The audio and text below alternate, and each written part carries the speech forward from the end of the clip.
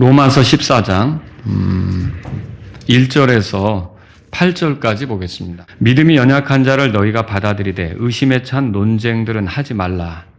이는 어떤 사람은 자기가 모든 것을 먹을 수 있다고 믿으나 다른 사람은 약하여 채소를 먹기 때문이라.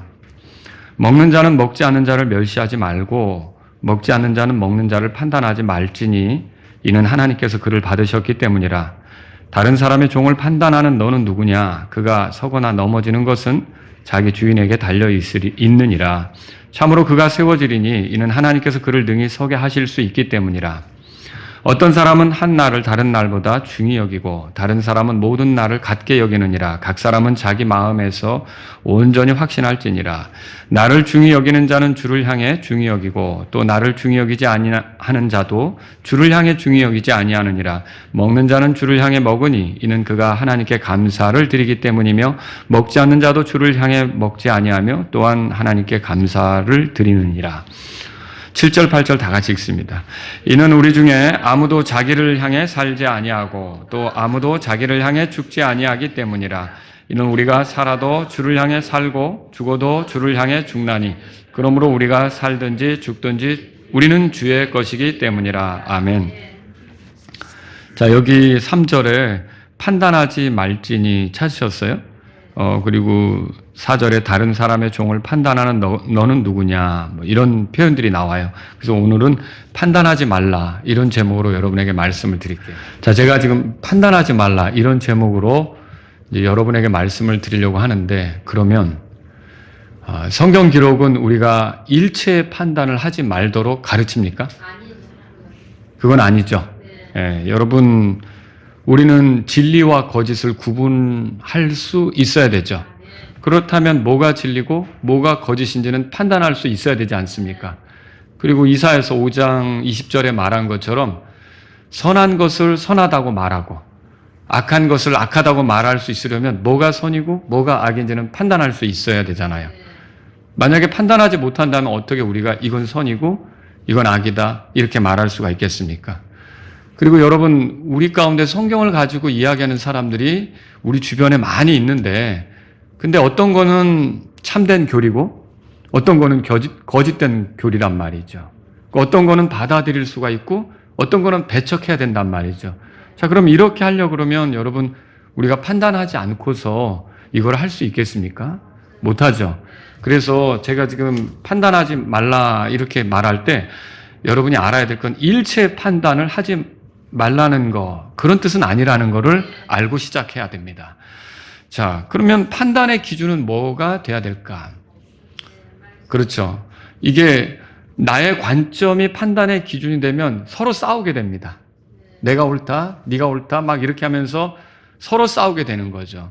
근데 이 나의 관점이라는 건 영향을 받게끔 돼 있어요. 내가 자라온 환경에 영향을 받기도 하고, 그리고 내가 공부하는 거에 영향을 받기도 하고, 또 내가 어떤 들었던 강의나 뭐 영상이나 이런 거에 영향을 받기도 하고, 그리고 내가 경험한 것에 영향을 받기도 해요. 근데 이게 이제 사람마다 경험하는 영역이 다르고 경험하는 부분이 다르잖아요. 근데 내가 경험한 거를 이제 기준으로 삼아서 그걸 관점으로 해서 보기 시작할 때 그게 소위 말하면 색안경 같은 게 되는 거예요. 여러분이 색안경을 끼고 보면은 그 색채가 다르게 보이잖아요. 정확히 보이지 않을 수가 있는 거죠. 그런 것처럼 이게 내가 중심이 된 그런 관점, 그런 걸로 판단을 하게 되면 다 나는 이렇게 보이는데 아니야, 나는 이렇게 보여. 서로 이렇게 충돌할 수밖에 없는 거죠. 판단할 때 올바른 기준은 여러분이 알고 있듯이 하나님의 말씀이어야 합니다. 그래서 그 말씀을 통해서 우리가 옳게 판단해야 되죠. 그리고 또 그 말씀도 그거를 우리가 이제 적용할 때 옳게 적용해야 올바른 판단을 할 수 있어요. 예를 들어 볼게요. 미국의 어떤 기독교 분파는 세상을 사랑하지 말라, 세상과 동화되지 말라, 세상과 친구가 되지 말라, 그 말씀을 그들의 삶에 어떻게 적용을 하냐면 세상 문물을 거부해야 된다. 그래서 대중교통, 우리 자동차 있잖아요. 그런 것도 타지 않고요. 그 다음에 텔레비전도 거부하고요. 스마트폰도 쓰지 않고요. 막 이렇게 컴퓨터 이런 것도 쓰지 않고요. 사람에게 소식을 전할 때 어떻게 하냐? 직접 찾아가든지 누구를 보내든지 그리고 먹고 사는 거는 농사 져서 먹으면서 여러 가지 뭐 생산하면서 만들어내면서 그러면서 누군가에게 이제 뭔가를 이렇게 팔아가지고 교류해서 그들이 또 필요한 것들을 외부 도시에서 구하고 이렇게 간단 말이죠. 여러분, 이런 세상 문물을 거부하는 이런 방식으로 세상과 동화되지 말라는 말씀을 이해하는 것은 올바른 관점입니까? 그렇진 않죠. 여러분과 저는 이제 그걸 판단할 수가 있잖아요. 그건 아니지라고 판단할 수가 있단 말이죠. 선악 지식의 나무에서 나는 열매는 먹으면 안 되죠. 에덴 동산 얘기하는 겁니다. 왜 먹으면 안 되죠? 근데 하나님께서 명확하게 말씀하셨잖아요. 하나님의 말씀이 그걸 금하셨으니 먹으면 안 되는 거죠. 그런데 동산 그 중앙에 있는 그 나무 말고 동산에는 많은 나무들이 있을 거 아닙니까? 거기에 열매들이 맺히는데 사과나무를 보면서 하루에 사과나무를 이제 보면서 사과 열매를 하루에 3개를 먹어야 된다. 어떤 사람은 3개 이상 먹으면 안 된다. 뭐 4개 먹을 수도 있다. 서로 막 이렇게 주장하는데 그런 거는 여러분들이 굳이 그거를 이렇게 막 따라가고 그 누군가 만들어 놓은 원리를 따라가고 그럴 필요 있습니까? 네, 그럴 필요는 없는 거죠. 하나님의 말씀이 명확히 말한 것은 여러분이 선을 넘어가면 안 돼요. 그러나 그 말씀이 명확하게 말해주지 않는 그런 범위에서는 성경이 뭐라 하냐면 자유롭게 먹을 수 있다. 자유롭게 먹을 수 있다. 내가 위장이 크면 사과를 5-6개도 먹을 수 있는 거고 내가 작으면 그냥 2개만 먹어도 배가 찰 수도 있는 거고 그 자기 형편에 따라 얼마든지 그렇게 할 수가 있다는 거죠. 자, 지난주에 우리는 먹는 문제를 다뤘어요. 여기 로마서 14장에 2절에 3절에 이렇게 보면 어떤 사람은 자기가 모든 것을 먹을 수 있다고 믿는다. 그렇게 말하고 있고요. 다른 사람은 채소를 먹는다. 이렇게 말하고 있어요. 그렇죠? 자, 그럼 모든 것을 먹을 수 있다고 믿는 사람은요. 왜 그렇게 믿을까요? 이게 성경에 나오기 때문에 그래요.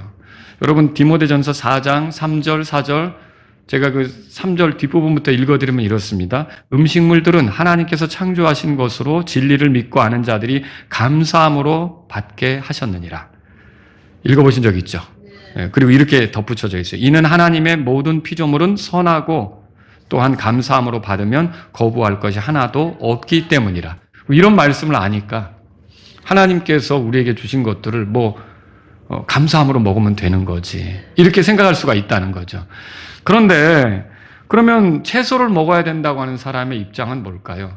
이게 채식주의자를 얘기하는 게 아니에요. 성경은 채식주의자를 옹호하지 않습니다. 근데 이 사람은 왜 이렇게 생각하느냐? 왜 고기를 먹으면 안 되느냐? 이 고기 중에요. 그 당시에는요, 우상에게 바쳐졌다가 시장에서 거래되는 고기들이 많았거든요. 그러니까 여러분 시편 106편 28절 29절에 보면 들어보세요.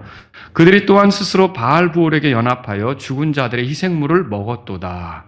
이같이 그들이 자기들이 고안한 것들로 그분을 경노하게 함으로 역병 재앙이 그들에게 임하였도다. 무슨 말이냐면 이스라엘 백성이 광야 생활을 할 때 발람이라는 자가 이스라엘 백성을 저주하려고 했지만 성공했어요? 안 됐죠. 근데 그 발람이 돌아가면서 발락에게 꾀를 주는데 미디안 여자들과 그 이스라엘 남자들이 행음하게 하죠. 근데 어떻게 하냐면 그 미디안 사람들이 섬기는 그런 신상들 있죠. 거기에 초대해서 그 앞에 초대해서 그 재물들을 그 희생재물 있잖아요. 그런 것들을 같이 먹고 같이 즐기게 한 거죠. 여러분 이게 하나님 기뻐하셨습니까? 그래서 이스라엘 가운데 역병이 퍼졌고요. 그죠? 그리고 이제 그 많은 사람이 죽고 이런 문제가 생겼잖아요. 그러니까 그것을 이제 그 회복하기 위해서 비느하스가 큰일을 한 것도 여러분 읽어보셨죠? 그 뭐예요? 우상에게 바쳐진 것에 참여하고 그걸 먹었다가 하나님의 진노를 일으켰잖아요. 그 생각이 강한 사람들은 이 고기를 마음대로 먹을 수 있겠습니까? 못 먹는 거죠. 그래서 우리는 그냥 그 고기를 피하고 채소만 먹는다. 이렇게 말할 수도 있었던 거예요. 자, 이런 관점의 차이로 먹는 자와 먹지 않는 자가 고기를 먹는 자도 나오고 먹지 않는 자도 나오는데 성경은 뭐라고 말하느냐? 여기 3절에 보면 먹는 자는 먹지 않는 자를 뭐라고 돼 있어요? 멸시하지 말라고 돼 있어요.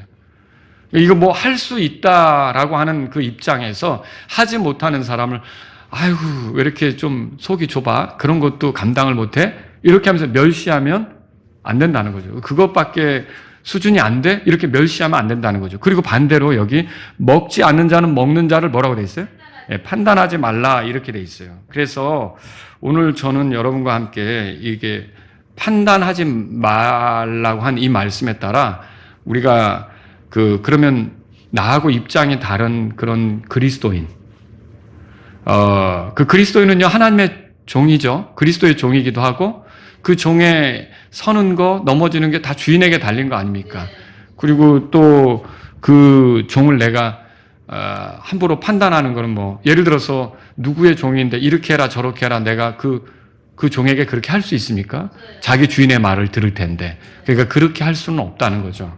그러면 내가 그렇게 믿는 부분에 있어서 조금 이렇게 입장이 달라지게 나오는 그리고 나랑 관점이 다른 그런 그리스도인들을 내가 어떻게 대해야 하는가 이걸 성경을 통해 보자는 거죠. 세 가지로 정리해서 말씀을 드릴게요. 첫 번째로요. 그가 자기 마음에서 확신한 대로 했다면 그대로 두고 판단하지 말라는 거죠. 자, 여기 5절에 보세요. 다 같이 한번 읽겠습니다. 어떤 사람은 한 날을 다른 날보다 중히 여기고 다른 사람은 모든 날을 같게 여기느니라. 각 사람은 자기 마음에서 온전히 확신할지니라. 각 사람은 자기 마음에서 온전히 확신하게 할지니라. 그렇게 말할 수가 있어요. 자, 여기 5절에서 6절은 날 문제가 나와요. 지난번에는 우리가 먹는 문제를 얘기했지만 어떤 사람은요, 한 날을 다른 날보다 더 중히 여긴대요. 그리고 어떤 사람은 모든 날을 다 같게 여기기도 하고요. 그리스도인인데. 근데 여러분, 일반적으로 교회는, 여러 날이 있죠. 월, 화, 수, 목, 금, 토, 일 있잖아요. 근데 그 중에 특별하게 여기는 날이 있어요. 일요일이죠. 여러분, 그날이 특별하게 생각되는 그 이유, 그런 어떤 근거는 어디서 찾을 수 있을까요? 성경에서 나오죠. 예수님이 부활하신 날이 주일이에요. 주의 첫날. 그 다음에 오순절에 성령님이 임하셨죠? 이 교회를 강력하게 하기 위해서 성령님이 임하신 날이 주의 첫날이에요. 그리고 사도행전 20장 같은 데 보면 말씀을 강론하면서 하나님 말씀을 선포했었던 날이 주의 첫날이었어요. 그리고요, 고린도전서 16장에 보면, 정기적으로 이렇게 모금하는 거 있잖아요. 어디다 후원하기 위해서 헌금을 드리는 거 있죠? 그게 주의 첫날 그런 모금 활동을 했었다는 게 성경에 나와요. 그러면 이런 근거들을 통해 볼 때 우리는 어때요? 매일 모일 수 없다면, 그러면 더 좋지만, 그래도 한 날 모여야 된다면 우리는 그 주의 첫날, 그날 모이는 걸 우리가 힘쓰고 그날을 특별하게 여겨서 더 잘 모여야겠다. 그런 생각을 가질 수 있겠죠? 충분히 가질 수 있는 거죠. 그런데 어떤 사람은요, 다른 생각을 가질 수 있어요. 그 다른 생각은 뭐냐면, 우리가 하나님을 기쁘게 해야 되는 게 그날, 주의 첫날, 그날만이 아니다. 왜? 모든 날 그렇게 해야 된다. 모든 날이 다 중요하지, 그날만 중요하게 생각하면 안 된다. 이렇게 말할 수도 있다는 거예요. 여러분, 어떤 게 맞는 것 같아요? 둘 다 맞습니까? 그런데 내 생각에 아니야, 주일은 더 특별해 라고 이렇게 고집할 수도 있고, 어떤 사람은 정말 주일날 그렇게 안 가도 우리가 평상시 모든 날이 다 중요한 거야 이렇게 하면서 또 다른 생각을 가질 수도 있는 거고, 극단적으로 갈 수도 있다는 거죠. 그런 게 이제 우리가 위험한 생각이 될 수 있다는 거죠. 각 사람은요, 여기 보시면 5절 끝에 이렇게 돼 있죠. 자기 마음에서 온전히 확신할지니라. 그러니까 온전히 확신한다, 이게 뭐냐면요, 확신은 어디서 오는 거예요? 믿음에서 오죠. 믿음이 있으니까 내가 확신을 갖는 거잖아요. 근데 그러면 믿음은 뭐예요? 믿음은 말씀에서 오는 거잖아요. 그러니까 내가 하나님 말씀을 이제 듣고 하나님 말씀에 대한 믿음으로 확신하게 되었다면, 나는 그게 내 생각이나 내 개인적인 어떤 관점이나 내가 개인적으로 선호하는 그런 취향에 의해서 그렇게 생각하는 게 아니라, 하나님 말씀에서 내가 믿어 그렇게 확신해서 그렇게 내가 얘기한다 그러면 그것에 대해서는 그렇게 내버려 두라는 거죠. 그걸 판단하지 말고 그것에 대해서 비난하거나 멸시하거나 무시하지 말고, 그 사람이 하나님의 말씀에 대한 확신으로 그렇게 하고 있다면 그게 나랑 조금 달라도 그렇게 또 생각을 하는가 보다라고 여길 수 있어야 되는 거죠. 여러분, 오래전에 제가 동암역 근방에서 목회할 때였어요. 그때 우리 교회 주차장이 이게 하나님의 교회라고 아시죠? 그 하나님의 교회 주차장하고 같은 주차장을 썼어요. 왜냐하면 건물주가 이쪽 우리 교회 건물하고 하나님의 교회 건물주가 동일해요. 같아요. 그래서 이제 같이 썼는데, 그런데 그 주차장 관리인이 하나님의 교회의 청년이었어요. 이 청년은 이제 일요일에 이제 일하러 나온 거죠. 우리 교회에서 이제 예배 드리고 가고, 성도들이 예배 드리고 이렇게 가는데, 그런데 제가 어떤 성도가 올라와서 저에게 하는 얘기를 듣게 된 거예요. 뭐라 그랬냐면, 그 청년이 주차 관리를 하는데, 우리 교회 성도들이 예배 드리고 이제 차를 하나씩 뽑으면서 차 빼면서 서서 막 이렇게 왔다 갔다 하면서 이렇게 갈 거 아니에요. 근데 거기다 대고 일요일에 예배 드리면 구원도 못 받는데, 토요일에 예배를 드려야 되는데, 안식일에. 그 사람들은 토요일 날 예배를 드리잖아요. 모이죠, 그 사람들끼리. 그 말을 던진 거예요. 근데 지금 같지 않고 제가 그때는 막 이래가지고 성경책을 들고 내려갔어요. 근데 관리실에 들어가서 이리 오라고. 그리고서는 제가 성경책을 찾아서 사도행전 20장에서 유두고 아시죠? 유두가 떨어진, 그게 안식 후 첫날, 주의 첫날이거든요. 그때 말씀을 전하기 위해서 모였던 사례, 고린도전서 16장에서 주의 첫날 모금했던 사례, 이런 사례들을 찾아주면서 앞으로 절대 그딴 소리 하지 말라고 경고를 한 적이 있었어요. 그 후로는 이제 없었어요, 그런 게. 근데 그러면 이제 얘기해가지고 이제 주차 관리를 잘라버려야 되는 거죠. 예? 그런데 이제 어쨌든 그 일은 없었는데, 그 사람은 왜 그렇게 생각했을까요? 자기는 안식일에 모이는 게 옳다고 여기고, 그리고 주일에 모이는 거는 멸시를 하는 거죠. 멸시라는 거죠. 여러분, 제가 네팔은 토요일 날 쉰다 그랬죠. 그럼 네팔이 토요일 날 쉬는데, 그래서 한수연 선교사님이 토요일 날 모임에 대해서 기도 많이 요청하잖아요. 그럼 토요일 날 모이면은 그거 잘못된 겁니까? 거기는 그렇게 하는데, 문화가 그렇게 되는데. 여러분, 이렇게 된다 그러면 우리가 볼 때 자기가 생각한 것을 가지고 이래야 된다라고, 그렇지 않은 사람들을 이렇게 멸시하고 판단하는 것은 옳지 않다는 거죠. 바울은 이런 식으로 어떤 특정한 날을 지켜야만 구원받는 것처럼 그렇게 주장하는 사람 때문에 이렇게 썼어요. 갈라디아서 4장 10절 11절 들어보세요. 너희가 날과 달과 해와 때를 준수하는도다. 내가 너희를 위해 헛되이 수고하였을까? 너희로 인해 염려하노라 그랬어요. 이건 뭐예요? 구원을 얻기 위해, 혹은 구원을 잃어버리지 않게 어떤 특별한 날을 지켜야 되는 것처럼 말하는 거는 은혜의 복음을 전하는데 그걸 헛되게 하는 거라는 거죠. 그러니까 그게 옳은 거예요? 잘못된 거예요? 잘못된 거죠. 구원을 얻기 위해서 어떤 특별한 날을 지켜야 된다. 구원을 잃어버리지 않기 위해서 특별한 날을 꼭 그 날을 이렇게 특별하게 여겨야 된다. 이런 거는 문제가 있다는 거죠. 골로새 2장 16절 17절에 이렇게 써 있어요. 그러므로 먹는 것이나 마시는 것으로 인하여 또 거룩한 날이나 세 달의 초하루나 안식일들에 관하여 아무도 너희를 판단하지 못하게 하라.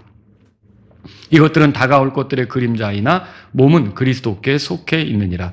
그러니까 특별한 날을 지켜서 구원받는 것처럼 말한다. 우리가 사실은 주일날 모이는 것도, 여러분, 그 주일이 안식일입니까? 엄밀히 말하면 그건 아니죠. 안식일은 금요일 저녁 6시부터 토요일 저녁 6시까지고, 우리는 주의 첫날 중에 그 다음 해 뜨면서 우리가 결국 주일을 맞이하잖아요. 그러니까 다른 거죠. 그런데 이제 어떤 분들은 계속 주일날 모여서 기도할 때도 이 안식일에 우리가 이렇게 하는데, 사실 엄밀히 말하면 성경하고는 안 맞는 진술이 되는 거죠. 그렇죠? 그리고 주일 성수 그렇게 자꾸 얘기하는데, 그런 게 성경에 나옵니까? 예. 우리가 이게 어떻게 역사 속에서 로마 카톨릭에 의해서 황제가 주일 휴업령을 내리는 바람에 이게 일요일 날 우리가 어떻게 모여가지고 고착화돼서 지금 여기까지 오는데, 저는 이것도 황제가 그렇게 했지만 하나님께서 인간 역사에 개입하셔서 교회들이 이렇게 꾸준히 모일 수 있도록 그렇게 허락해 주신 거라고 생각하거든요.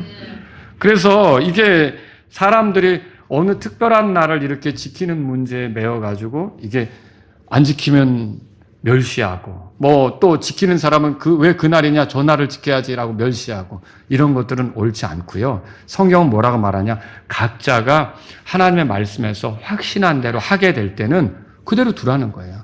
그걸 판단하지 말라는 거죠. 그걸 멸시하지 말라는 거죠. 두 번째로요. 그가 주님께 감사함으로 했다면 판단하지 말라는 거예요. 자, 그 6절을 한번 읽어보죠. 다 같이 읽습니다. 나를 중히 여기는 자는 주를 향해 중히 여기고 또 나를 중히 여기지 아니하는 자도 주를 향해 중히 여기지 아니하느냐. 먹는 자는 주를 향해 먹으니 이는 그가 뭐라고 돼 있어요? 하나님께 감사드리기 때문이며 먹지 않는 자도 주를 향해 먹지 아니하며 또한 뭐라고 돼 있어요? 하나님께 감사를 드리느니라. 그러니까 먹는 자도 주를 향해 감사하면서 하나님께 감사하면서 그렇게 먹는 거고 먹지 않는 자도 주를 향해 하나님께 감사하면서 그렇게 한다고 한다면 여러분 어떤 그리스도인이 이렇게 주께 감사의 표현으로 그가 그런 일을 할 때는 우리가 멸시하거나 함부로 해서는 안 된다는 거죠. 만일 자기 의를 세우려고 한다거나 우쭐대기 위해서 그렇게 한다면 문제가 되겠죠. 그러나 그게 정말 하나님을 향한 감사로 그렇게 한다.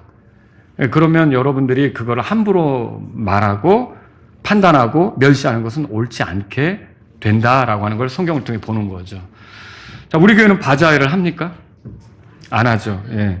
이제 왜 그러냐면 그저 순수하게 헌금으로만 교회 일을 하고 싶어서 그렇게 하는 거예요.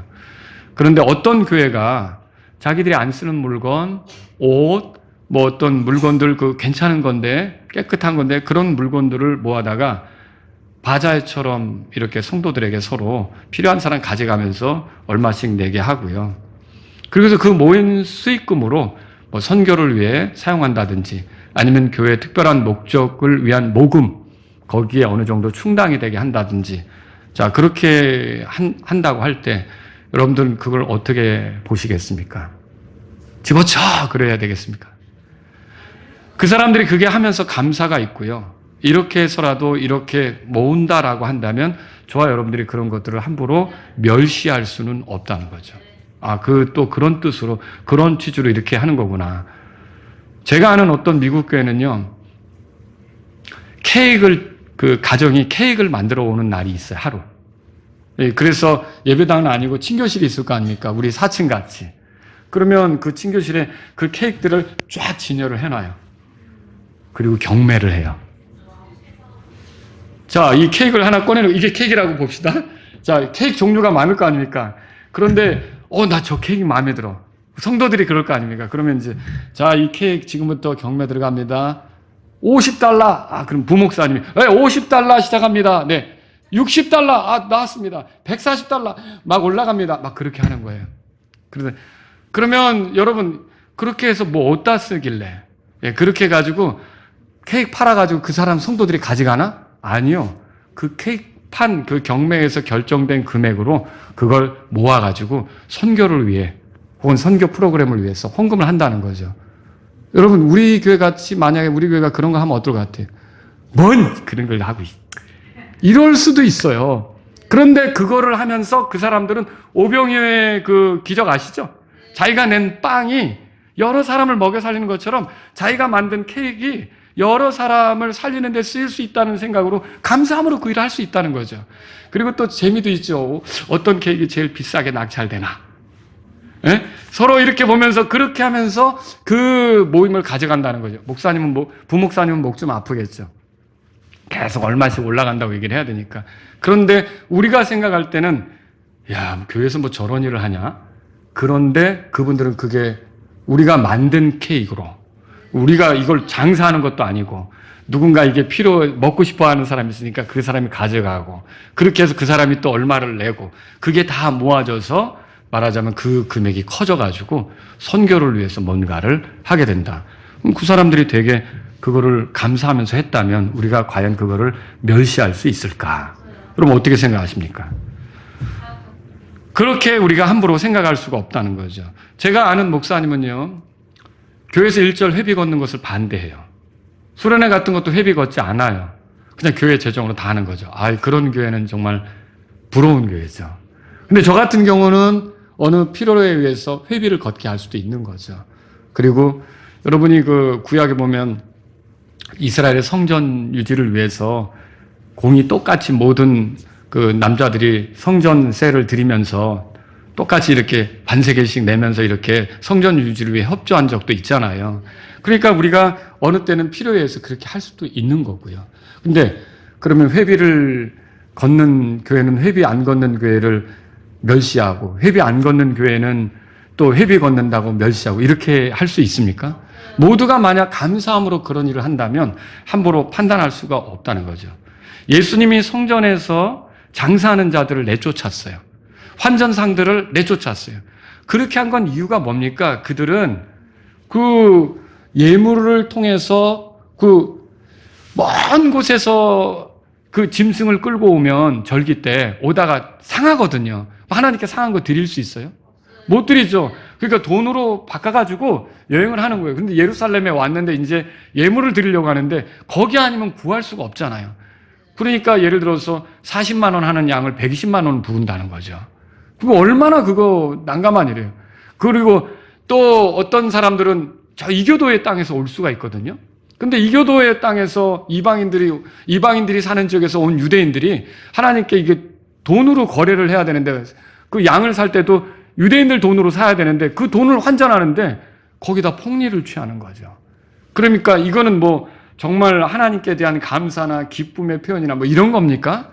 그들의 배를 불리기 위해서 한 거니까 상을 뒤집어 엎은 거죠. 어디서 성전 안에서 이딴 것을 하냐고 내쫓은 거죠. 그런데 그렇지 않고 이제 어떤 선한 의도를 가지고 정말 하나님께 감사해서 뭔가를 한다면 우리가 그것에 대해서 판단할 수 있습니까? 함부로? 멸시할 수 있습니까? 여러분, 어떤 사람이 하나님께 감사하는 마음으로 하는 일에 대해서는 우리가 함부로 멸시할 수가 없다는 거죠. 자, 그 왜 그러냐면요. 감사로 하는 일이 죄가 될까요?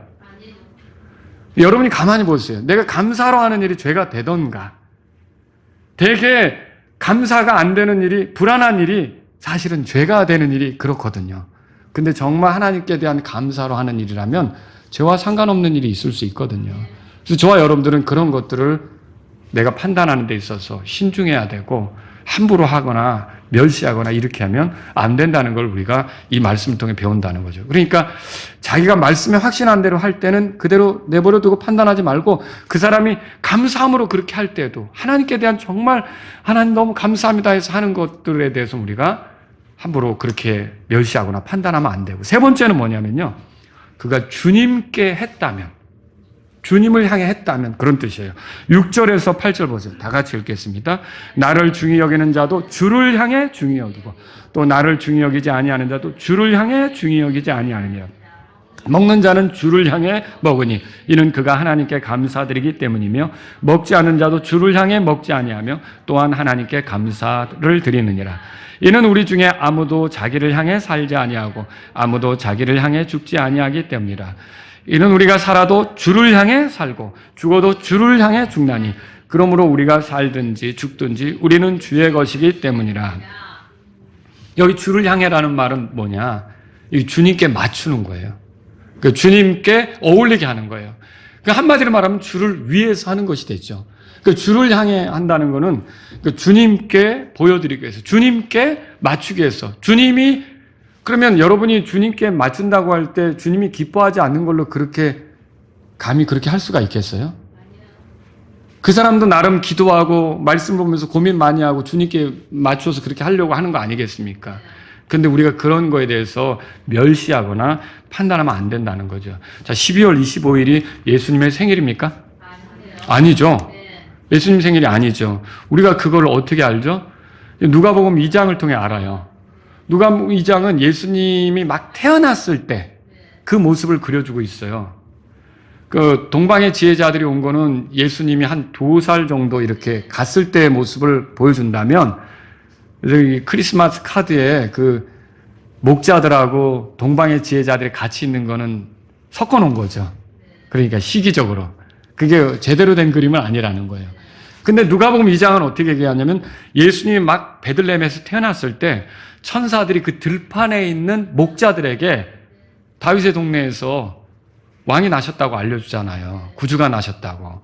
그리고 그때 목자들이 그걸 듣고 찾아가잖아요. 그 마구간에 있는 예수님을 찾아가잖아요. 그죠? 그러면 들판에 목자가 있다는 거는 이게 방목식이라는 거예요. 방목은 뭐냐면 양떼를 데리고 다니면서 이리저리 풀뜯게 하는 그 시기. 그러니까 들판에서 목자들이 야영을 하면서 양떼들을 데리고 다니는 시기죠.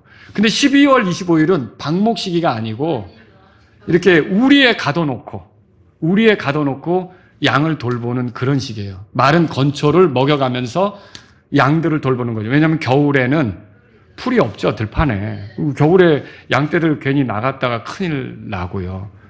그러니까 이 12월 25일은 그런 시기란 말이죠. 이런 성경의 배경을 볼 때 12월 25일이 예수님의 생일이다, 그렇게 말하는 건 잘못이라는 거죠. 그리고 예수님의 생일을 성경이 명확히 말하지도 않고요. 그렇지 않습니까? 그런데 어떤 사람이 오늘날도 예수님의 생일이라고 알고 있고 케이크를 갖다 놓고서 한 2,000개를 꽂아야 되나? 하여튼 그래서 생일 축하합니다 예수님 부르면서 막 이렇게 할 때 여러분이 그거 같이 동조할 수 있어요? 그건 참 어려운 일이죠. 우리는 그렇게 하는 게 우리 믿음에 맞지 않는 거예요. 그런데 그렇지만 그런 거는 없고 예수님의 오심에 대해서 기념하면서 감사하면서 기뻐하면서 세상 사람들이 또 그렇게 알고 있으니까 한 번 더 복음을 전할 기회로 삼아야겠다. 그래서 그날을 사람들을 초대해서 복음을 전하는 일을 한다. 이건 어떻게 생각하세요? 이거는 여러분 어떻게 생각하십니까? 예수님이 이 땅에 오신 것은 매일매일 기념해도 좋은 거예요. 12월 25일만이 아니라 매일매일 기념해도 좋은 거죠. 그리고 예수님에 대해서 전하는 거는 12월 25일만이 아니라 매일매일 해도 좋은 거고. 그런데 매일매일 해도 12월 25일은 피하셔야지. 이거 맞아요? 아니, 그리고 예수님이 오신 거를 기념하는 것도 다 매일매일 기념해도 다른 사람들이, 세상 사람들이 12월 25일 날 오셨다 그러니까 우리는 그날은 피해야지. 이거 맞아요? 아니라는 거죠. 그럼 뭐예요? 12월 25일에 모여서 주님이 이 세상에 오신 거에 대해서 감사하고 기억하며 복음을 전한다. 할 수 있는 일입니까? 네. 할 수 있는 일이죠. 근데 그렇게 하는 것을 우리가 문제시하거나 이렇게 하는 거는요, 이게 다 주님을 향해서 그렇게 하는 건데 판단하는 것이 되는 거죠. 비난하는 게 되는 거죠. 마라나타 침례교는 12월 25일에 모이죠? 예, 한 해를 마무리하면서 새해를 준비하면서 연애 모임을 갖죠. 때로는 경배도 하고 때로는 그 복음 전한다고 말씀도 전하고 아니면 또 감사한다고 찬양의 시간 같은 것도 갖기도 하고 우리가 이제 그렇게 보내는 거예요. 근데 어떤 형제님이 저한테 그렇게 말할 수 있다는 거, 그날 안 하면 안 돼요? 왜요? 아니, 그날은 카톨릭이 그렇게 해서 그거 만든 날인데. 자, 그분은 이제 그 생각이 강한 거죠. 근데 여러분, 그러면 우리가 주님께 나아가는데 그날은 피하자. 그런 날이 있습니까? 없는 거죠, 사실은. 모든 날이 다 주님께 나가는 날이고, 주님을 높이는 날이 돼야 되고, 주님께 감사하는 날이 돼야 되고, 복음을 전해야 되는 날이 된다면 12월 25일 날 우리가 모여서 그렇게 하는 것도 문제는 안 된다는 거죠. 근데 자기가 가지고 있는, 이제 그것 좀 알았어요. 그 아는 것을 가지고, 이게 사실은 12월 25일이 예수님의 생일이 아니래. 그리고 천주교가 이걸 만드는 거래. 이 생각이 가득하다 보니까 그날은 못 전하는 날로 돼버린다면 이게 스스로 자유롭지 않게 되는 것과 같다는 거죠. 또 여러분, 우리 교회는 예배당 안에 십자가가 있어요, 없어요? 없죠. 근데 어떤 교회 안에 십자가가 있어요. 그죠? 만약 십자가 앞에 절하거나 그것을 향해서 기도하거나 그게 무슨 효력이 있어서 그걸 신성시한다. 그러면 됩니까? 절대 안 되죠. 그거는 있을 수 없죠. 드라큘라 영화 보면 그거 십자가로 막 이렇게 하기도 하고 그러는데, 여러분, 십자가 그 형상에 무슨 효력이 있습니까? 아무것도 없죠. 그거는 하나의 표식이 될 수밖에 없는 그런 거죠. 제가 예한침례교를 방문했을 때 강대상 뒤에, 예한침례교에 가보신 분 계셔요? 예. 강대상 뒤에 이렇게 그 십자가 호물로 파놨는데 빛이 거기로 들어오는 거예요. 그러니까 그 인테리어를 그렇게 뚫어놨는데, 십자가 형태 뚫어놨는데 거기로 빛이 들어오는 거죠. 그래서 야, 김 목사님 이거 되게 잘 해놓으셨네. 어떻게 이런 생각을 하셨지? 제가 그렇게 한 적이 있거든요. 자, 여러분, 만약 십자가를 세우는 것이 이교도적인 것이다 이렇게만 여겨서 그거를 이제 아주 그거는 옳지 않다라고만 한다면 오늘 로마서 14장을 읽어야 되는 거예요. 14장 오늘 본문을 읽어야 되는 거죠. 자, 교회가 여기 있다 이 표시를 하려면 밖에다가 붙이는 게 간판이에요, 간판. 우리 간판 붙였습니까? 네, 간판 붙였죠. 그래서 이 마라나타 침례교회라고 사인을 붙인 거예요. 그러면 그 간판이 무슨 뜻이에요? 이 건물 안에 마라나타 침례교회가 있다는 뜻이죠. 그 사인이 그걸 표현하는 거 아닙니까? 그럼 십자가라고 하는 그 사인은 뭡니까? 우리가 그걸 숭배하려고 하는 게 아니라 여기에 기독교인들이 모이는 장소라고 하는 거를 알리는 사인 아닙니까? 그거 대대로 그렇게 십자가라는 표시는 그거고 뭐 이렇게 꺾어진 거 있잖아요. 그거는 또 절 표시가 되고 그러니까 일반적으로 사람들이 그렇게 알고 있잖아요. 그래서 여기에 기독교인들이 이렇게 모이는 곳이다. 그렇게 표시하면 그거 이상한 겁니까? 아니라는 거죠. 여러분과 저는 그래서 이렇게 우리가 생각한 것으로 어떤 것들을 멸시하고 무시하고 이렇게 하는 것들에 대해 우리가 안 하더라도 조심스럽게 생각을 해야 된다는 거예요. 자, 로마서 14장 거기 7절, 8절에 보세요. 모든 것이 주님의 것이고요. 주님을 향해 사는 것이 중요한 거죠. 7절, 8절 다 같이 읽습니다. 이는 우리 중에 아무도 자기를 향해 살지 아니하고 또 아무도 자기를 향해 죽지 아니하기 때문이라. 이는 우리가 살아도 주를 향해 살고 죽어도 주를 향해 죽나니 그러므로 우리가 살든지 죽든지 주의 것이기 때문이라. 주의 것이기 때문이라 그랬어요. 성경에 명확하게 제시되지 않은 것들, 이런 것들이 있잖아요. 이런 것들에 대해서는 예를 들어서 선악 지식의 나무에서 나는 열매를 먹는 건 잘못이라는 거 우리가 알아요, 몰라요? 알죠? 어떻게 알아요? 하나님 말씀이 명확히 말하니까. 근데 어떤 과일을 먹어야 되는지, 이 과일을 먹으면 안 되는지 뭐 이런 것들은 내 몸에 맞는 과일도 있을 거고 또 이거를 2개 먹어야 되는지 아니면 4개 먹어줘야 되는지 이거는 내 자유로 결정할 수 있는 거잖아요. 이런 부분에 대해서 우리가 서로 내가 4개 먹는 게 맞아. 이 철학이 늘 옳다고 생각하는 거는 그러면서 2개 먹는 사람에게 왜 2개밖에 못 먹지? 이렇게 하는 것은 그것은 여러분과 제가 가져야 될 태도는 아니라는 거죠. 우리는 종종 우리와 다른 입장의 사람들을 판단하려 들 때가 있어요. 그들이 믿고 확신한 대로 하게 해야 되죠. 말씀을 통해서 얻은 감사로 한다면 그리고 또 주님을 생각해서 주님을 향해 한다면 우리가 함부로 비난할 수 없다는 거예요. 눈먼 사람 넷이 동물원을 방문하게 된 얘기가 있어요. 잘 훈련된 코끼리가 있어 위협적이지 않아서 조련사의 도움을 받아가지고 이 눈먼 사람들이 코끼리를 만져보기로 한 거예요. 아주 그냥 기대가 되는 순간이죠. 야, 그렇게 큰 짐승이 있다고 말만 들었는데 우리가 한번 만져보게 됐다니. 그래서 이제 한 사람씩 만지게 된 거예요. 너무 흥분이 돼서 이 코끼리를 만지고서 이제 나왔는데 나오면서 4사람이 이제 인솔자를 따라가면서 서로 얘기하는 거예요. 그런데 한 사람이 야, 코끼리 기둥 같던데? 어우, 든든히 서 있던데? 이렇게 얘기하는 거예요. 아니야! 내 뭐가 찰싹해서 따가워서 이렇게 만져보니까 채찍 같던데? 또한 무슨 그 가오리 같던데? 매끄럽지는 않아. 그런데 그냥 가오리 같이 펄렁거리더라고. 에이, 그거 잘못하는 거야. 내가 보니까 코끼리는 뱀 같던데 큰. 다 틀린 얘기예요? 다 맞는 얘기예요. 다 맞는 얘기인데 첫 번째 사람은 뭐 만진 거예요? 코끼리 다리. 두 번째 사람은 코끼리 꼬리. 세 번째 사람은 코끼리 귀. 네 번째 사람은요? 코끼리 코를 만진 거죠. 근데 그 사람들이 그렇게 자기가 만진 것이 전부인 것처럼 서로 너는 틀렸어. 너는 거기까지밖에 그거 아니야. 이렇게 얘기를 한다면 얼마나 그게 좀 우리가 볼 때는 우습잖아요. 근데 이게 소경 문제만이 아니에요. 그럼 우린 눈을 떴는데 그럼 항상 정확히 보느냐. 무서운 착시 현상 아시죠? 어떤 동그란 원도 옆에 뭐가 있느냐에 따라 크게 보기도 하고 작게 보이기도 하고 똑같은 길이라고 해도 화살표를 이렇게 하느냐에 따라서 그게 길어 보이기도 하고 짧아 보이기도 하고 우리 눈도 속아요. 근데 여러분과 제가 이렇게 내가 아는 것만이 전부다라고 이렇게 생각하면서 자유롭게 알 수 있는 부분에 대해 이렇게 판단하는 것이 위험할 수가 있다는 거죠. 그래서 여러분이 이단은 배격해야 됩니다. 이 성경에서 말하는 말씀에 의해서 기본적으로 우리가 알아야 될 거 있잖아요. 그걸 왜곡하는 건 철저히 배격해야 됩니다. 이게 진리가 아닌 거, 거짓은 철저히 배격해야 됩니다. 이런 것들이 끼어들도록 해서는 안 돼. 우리를 혼란스럽게 할 수 있는 이런 것들은 배척을 해야 되지만 그러나 어떤 사람이 말씀에 의해서 확신을 갖고 감사함으로 주님을 향해서 이런 것들을 한다면 여러분들은 멸시하거나 판단하면 안 된다는 거죠. 자, 여기서 우리가 결론적으로 얻을 수 있는 게 뭐냐면요. 우리는 어떤 원리로 살아갈까? 어떤 행동으로 살아갈까? 여러분이 그거예요. 누가 뭐라 하든지 여러분이 흔들림 없이 든든하게 걸으려면 첫 번째로요. 하나님 말씀에서 확신한 대로 걸으셔야 돼요. 그게 제일 안전합니다.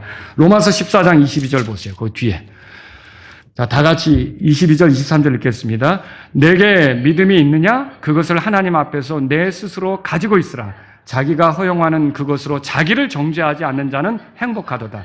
의심하고 먹는 자는 정죄를 받나니 이는 그가 믿음으로 먹지 않기 때문이라. 이는 무엇이든지 믿음에서 나지 아니하는 것은 죄이기 때문에.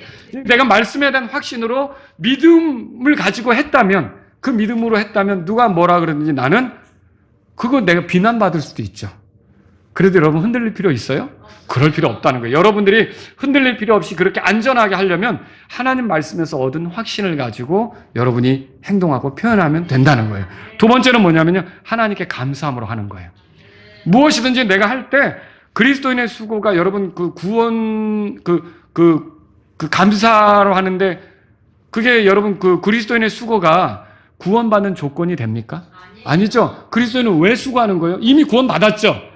감사의 표현으로 그렇게 하는 거예요. 여러분과 제가 하나님께 감사해서 찬송하고 하나님께 감사해서 연주하고 하나님께 감사해서 뭐 사역의 기회를 얻어서 열심히 하고 하나님께 감사해서 정말 하나님의 은혜가 감사 이렇게 있다면 조금 부족한 게 나타나서 누가 뭐라 그래도 여러분은 동요할 필요가 없어요. 그 하나님께서 그거를 부족해도 내가 감사함으로 한 것에 대해서는 기쁘게 여기신다는 거죠. 그리고요, 세 번째로요, 주님을 향해서 하는 거예요. 이게 누구 보여주기 위해서가 아니라 이게 주님을 생각하고 주님을 위해서 주님을 의식해서 이런 일들을 할 때 여러분들이 그것에 대해서 비난받거나 이렇게 된다고 해서 위축될 필요가 없게 되는 거죠. 여러분과 저는요, 이제 주님께 보여드리기 위해서 나를 내세우거나 우쭐대거나 이런 게 아니라 주님, 이거 내가 주님 앞에서 하는 겁니다. 주님을 향해서 하는 겁니다. 주님을 위해서 하는 겁니다. 주님, 그렇게 했을 땐 여러분이 그걸로 인해 누군가로부터 비난 들을 때 여러분이 당황할 필요가 없어요. 주님은 다 알고 계세요. 여러분이 그렇게 해서 우리의 삶이 하나님이 기뻐하는 삶이 되기를 바랍니다. 다 같이 일어서시겠습니다. 오늘 이 말씀을 들으신 여러분 가운데 하나님 아버지, 제가 더 하나님 말씀에 충실한 사람이 되기를 원합니다. 하나님 말씀을 부지런히 살피고 성령님의 도움을 구하면서 말씀을 묵상해서 하나님 말씀이 주신 확신으로 걷기를 원합니다. 이런 분이 있다면 이 시간 주님 앞에 나아가십시오. 하나님, 내가 어떤 수고를 하는 것이 정말 하나님께 대한 감사로 하기를 원합니다. 이미 나에게 은혜를 주셨고 많은 것들을 베푸신 하나님께 감사함으로 하기를 원합니다. 이런 분이 있다면 주님 앞에 나아가십시오. 그리고 하나님 아버지, 제가 주님을 의식해서 주님께 향하도록, 주님 보여드리도록 주님을 위하여 하기를 원합니다. 이런 삶이 있다면 이 시간 주님 앞에 나아가십시오.